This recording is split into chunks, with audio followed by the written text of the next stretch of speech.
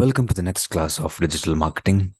In this session, you will be learning what are search engine algorithms. So, before getting into search engine algorithms, let us understand the difference between a browser and a search engine. Now, see this. We have Google Chrome, which is a web browser. We have Brave, Opera browser, Firefox, and many more. These are all the browsers. For example, if you install Google Chrome on your laptop or desktop, this is how it will look. Now, this page is called as the search engine page. So, introduction of search engine algorithms.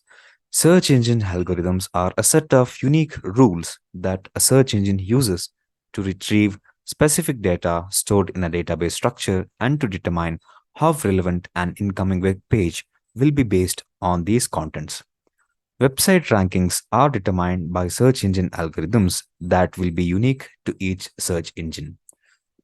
So, whatever browsers you have seen, each browser will be having a different set of search engine. It will be having its own algorithm.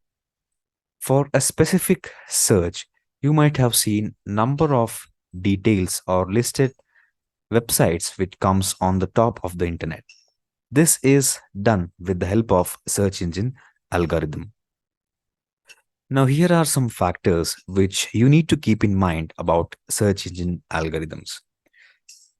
We need to establish authority through backlinks and consistent content creation. Backlinks in the sense connecting one website to another website, and consistent content creation in the sense if you have built a website, you are working on the SEO part of it. If you stop working on SEO, your website ranking will go down. To avoid that, be consistent with your content creation and content optimization on your website or whichever platform you are working on. The next thing will be optimize all content for mobile use.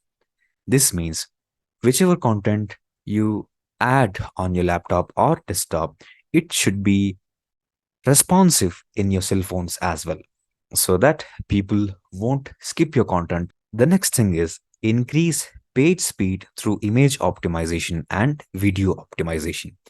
This means if you have an image of suppose maybe 8 or 10 MB, you can compress the image and add it to your website so that it will increase the page speed. Ensure the content remains relevant through regular updates and topical research. This means if you're working on a topic, if you're working on a particular topic, and the content which you have written on the topic is irrelevant, that is of no use.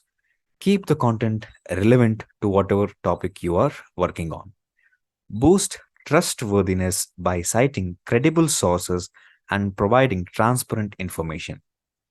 If you are writing a news article or if you are writing about a person, place, or a thing, in the end of your content, you can mention the source through which you have taken that information. That is how you build trust on the internet. Implement a content marketing strategy to enhance content brilliance and visibility.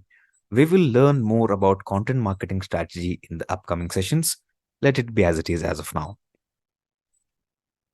Now, there might be a question like why was algorithms created? So here is your answer.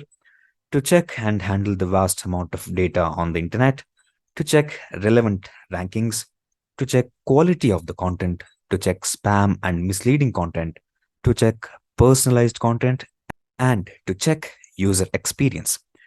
Now let us understand this one by one. So with the vast amount of data available, it can be overwhelming to determine what is relevant and what is not. So these search engines have created an algorithm to check if the content which you have written on the internet is relevant to the topic or not, so that it will give the proper content for the user who search on the internet. Checking relevant rankings can give insight into how a website is performing in comparison to similar sites. If you have a competitor in your business, these algorithms will help you in checking the relevant ranking. Quality content is essential for engaging visitors and keeping them on the site. If you have written a content or you have copied the content from some other websites and pasted on your site, that content may not be useful and it might be also blacklisted. Now, spam and misleading content can quickly turn visitors away and damage the reputation of the site. Now, if you have visited any website where the information says something and the content in that website will be different, these kind of misleading content can be a trigger to the user to leave your site immediately.